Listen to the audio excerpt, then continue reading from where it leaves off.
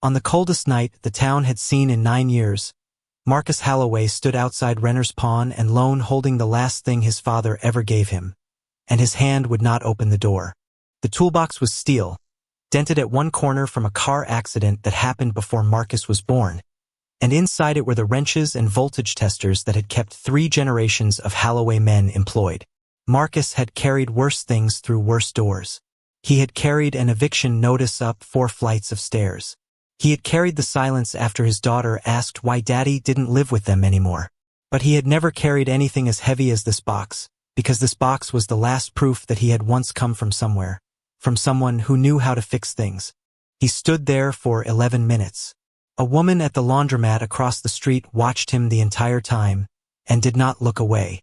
3 weeks earlier, Marcus Halloway had been an appliance repairman with a shop on Corbett Street, in a town called Fareham Hollow that used to make its living from a steel plant which closed before Marcus was old enough to work there. Half the storefronts on Corbett Street were boarded now, but has had a bell on the door that still rang true, and a hand-painted sign, Halloway Repair, same day if possible, that his father had painted and Marcus had never had the heart to replace. He fixed washing machines, dryers, the occasional furnace when the weather turned. He was good at it, genuinely, quietly good, the way a man is good at something his hands learned before his mind did. His father had taught him on a kitchen floor with a broken toaster when Marcus was 7, and had said the same sentence every time something in the house stopped working. Nothing's really broken, Mars. It's just waiting for somebody to pay attention to it. Marcus had built a whole life on that sentence without ever noticing it was also a kind of promise his father had made him. For a while it was enough. There were seasons, 3, maybe 4 years running, when the bell rang 10 times a day, when Marcus knew half his customers by name and the other half by the particular complaint of their machine. He married Renata in the shop's back lot, under a string of borrowed lights, because neither of them could afford anywhere nicer and neither of them had wanted to be anywhere nicer. Junie was born the following spring. For a while, Fareham Hollow felt less like the town the steel plant left behind and more like a place a man could actually build something in. Then his supplier raised prices twice in 1 year. Then a customer sued him over a dryer fire that wasn't his fault, and won anyway, because the truth is expensive and Marcus couldn't afford a lawyer good enough to prove it. Then his wife, Renata, packed 2 suitcases and their daughter's stuffed rabbit and moved back to her mother's, and did not say when she'd be back because she didn't know, because neither of them knew, because the man she married built things, and the man in front of her now could only watch things fall apart, one repossession notice at a time.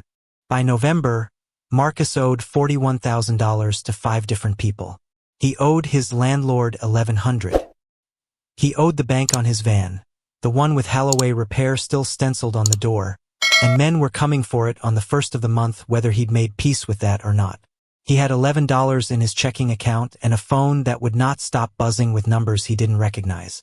He had stopped answering it. Somewhere in October, he had also stopped fixing the thing in himself that made him want to. The night before he stood outside the pawn shop, Marcus sat alone in his dark repair shop. The electricity had been cut 4 days earlier, and ate crackers by the light of his phone.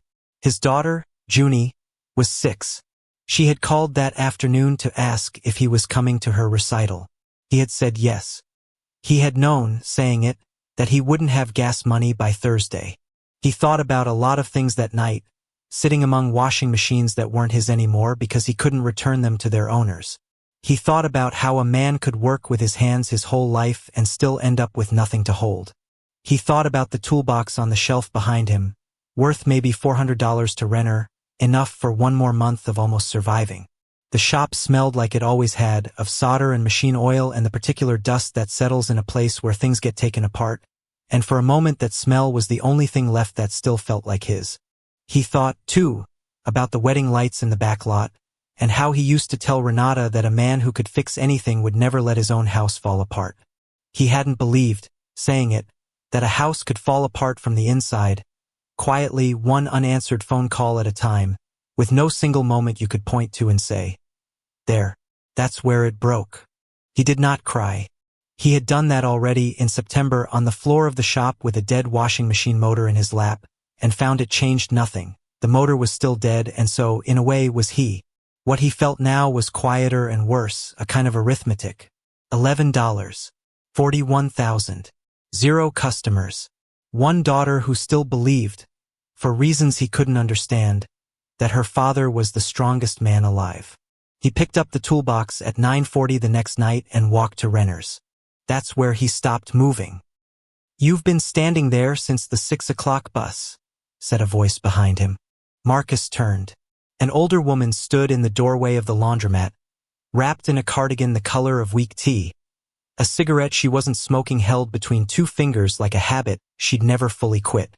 Her name, he would learn, was Odalie Sven. Everyone called her Oda, and she had run the night shift at the Hollow Wash for 19 years, since the plant closed and took her old job with it.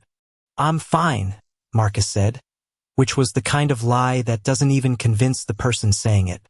Didn't ask if you were fine. Asked why a man stands outside a pawn shop for 40 minutes holding something like it's his mother's ashes. She tilted her head at the box. "That from your father?" He should have walked away. Later, he wouldn't be able to explain why he didn't. Maybe it was that no one had asked him a real question in 3 months. Maybe it was that her voice had no pity in it. Only the plain, unhurried curiosity of someone who had stood outside a door like this herself. Once. "There's coffee," she said. "Bad coffee. But it's free. And it's warm. And you look like you could use both more than you need whatever Renner's about to give you for that box." He went in. He told himself it was for the coffee. They sat on 2 folding chairs between the dryers, which thumped like a slow heartbeat, and for a long while neither of them said anything useful. Then Oda said the thing Marcus would repeat to himself, silently, for the rest of his life. 40 years ago I was worse off than you. 3 kids, a husband who'd already left, and a debt collector who called my mother's house because he couldn't find mine. I didn't fix it by finding money. I didn't have any to find. I fixed it by doing 33 specific things every day for 33 days whether I felt like it or not. I call it the reset. Most people think you rebuild a life by getting something. You don't. You rebuild it by refusing to look away from what's already true. Marcus almost laughed. "With respect, that sounds like something on a poster." "Posters lie because they skip the part where it's awful," Oda said without offense. "I'm not offering you a poster. I'm offering you 33 days. You've already got nothing left to lose, Marcus. That's usually when people are finally ready to hear something true." He didn't sell the toolbox that night. He also didn't fully believe her. But he came back to the laundromat the following evening, mostly because there was nowhere warmer to sit for free, and Oda was waiting with a spiral notebook and a pen that had chew marks near the cap. "Day 1, she said. "Write down every dollar you owe. Every name. Every number. Don't round it. Don't feel it yet. Just write it." "I know what I owe." "No," she said. "You know the shape of it. You've never once written the actual numbers down, because a man who won't look at his ledger gets to keep pretending it might be smaller than it is. Write it." Took him 40 minutes, and it was the worst 40 minutes of the autumn. $41,218. Seeing it in his own handwriting did something the crying in September hadn't. It made the number real instead of just heavy. "There," Oda said when he finished. "Now it's a fact instead of a fear. Facts you can work on. Fears just work on you." Day 3, she told him to be at the laundromat at 5 a.m. before the town woke up and to walk the entire perimeter of Fareham Hollow on foot. The old plant, the school, the church, Corbett Street, and back without his phone. Marcus refused at first. "I've got real problems, Oda. I don't have time to go for a walk." "You've got nothing but time," she said. "You just spend all of it sitting still, being afraid." Fear needs a man to hold perfectly still so it can climb all the way inside him. Motion shakes it loose. Doesn't fix anything. Just shakes it loose long enough for you to think straight. He went, mostly to prove her wrong. He came back 40 minutes later having decided nothing and fixed nothing. And yet, for the length of that walk, for the first time in weeks, the arithmetic in his chest had gone quiet. Day 7, she had him make one phone call.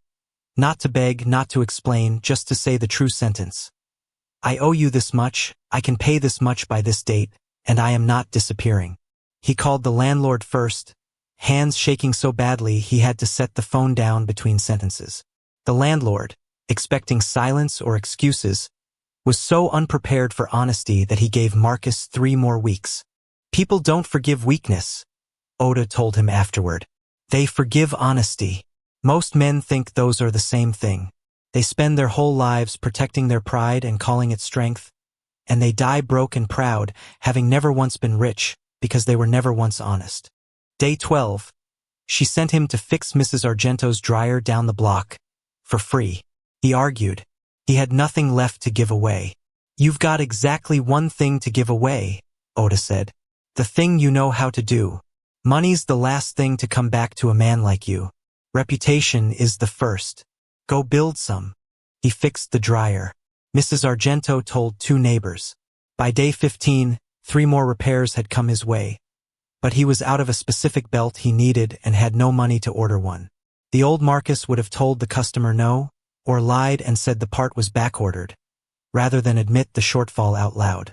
Instead, hating every second of it, he called Denny Ruiz, a competitor technically, a man he hadn't spoken to since a dispute over a customer 3 years back, and asked if he had the part in his scrap bin.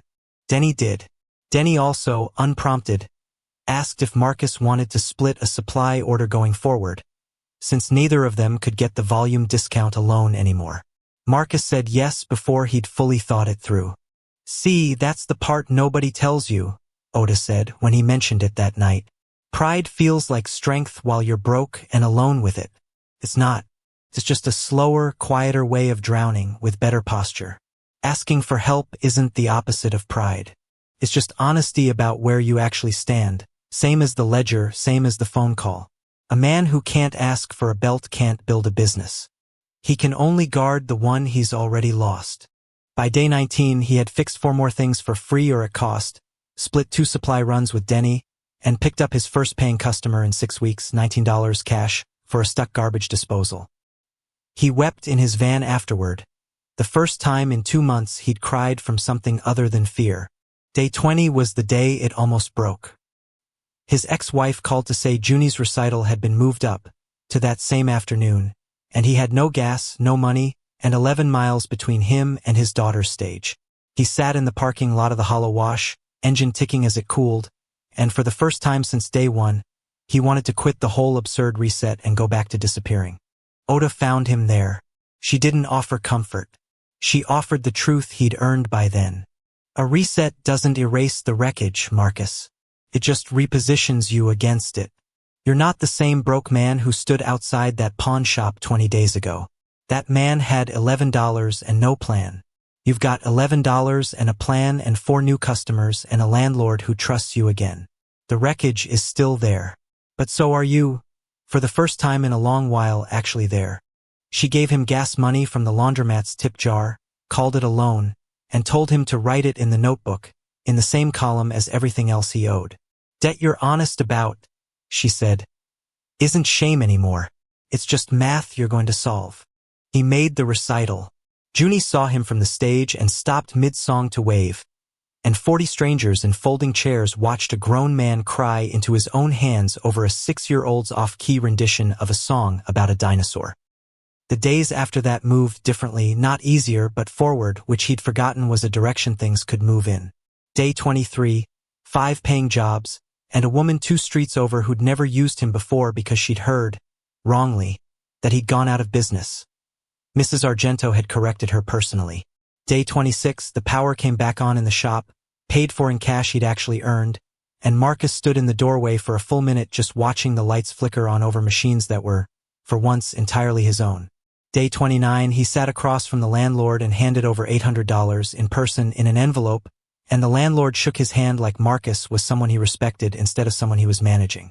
Somewhere around day 30, Renata called, not about Junie, not about money, just to ask carefully how he was doing. He told her the truth, the whole unglamorous truth, the ledger and the walks and the belt he'd borrowed from a man he used to resent. She was quiet for a while on the other end. That sounds like you, she said finally. The version of you I married. He didn't know yet what that meant for them, but it was the first conversation in 4 months that hadn't ended with either of them hanging up first. The 41,000 didn't vanish. That was never the promise. But by day 32 it had a shape he recognized instead of a shape that swallowed him. A list with dates and numbers next to names, shrinking a little every week, the way rust, worked it daily instead of avoided forever, eventually gives back the metal underneath it. On day 33, Marcus walked past Renner's Pawn and Loan on his way to open his shop, the one with the lights back on, and Halloway Repair freshly re-stenciled on the door in paint he'd bought with money he'd earned fixing a neighbor's furnace. A man was standing outside the pawn shop. Young, maybe 25, holding a guitar case like it was the only thing left of somebody he used to be. He'd been standing there long enough that his breath had fogged the glass twice. Marcus recognized the exact shape of that stillness. He'd stood in it himself, 34 days earlier, in almost the same spot, with almost the same silence in his chest. He crossed the street. "You've been standing there since the 6 o'clock bus," Marcus said. The young man flinched, the way people do when a stranger says something too accurate to be small talk. Marcus didn't explain how he knew. He just tilted his head toward the laundromat, the way someone had once tilted her head toward him. "There's coffee," he said. "Bad coffee. But it's free and it's warm, and I think you could use both more than whatever Renner's about to give you for that guitar. Here is the thing nobody tells you about hitting bottom. It isn't the moment you're finished. It's the only moment you're standing on solid ground, because there's nowhere left to fall. What rebuilds a life was never a windfall, a lucky break, or somebody else's money. It was 33 ordinary days, done on purpose, by a man who finally stopped looking away from what was true. If there's a number sitting in a notebook you've been avoiding, or a door you've been standing outside of for reasons you can't explain, that isn't the end of your story. That might just be day one. If this reached you tonight for a reason, you already know what to do with it. Take it with you. Pass it on to someone standing outside their own door. And if you want more stories like Marcus's, real resets, real rebuilding, stay close. There's more where this came from.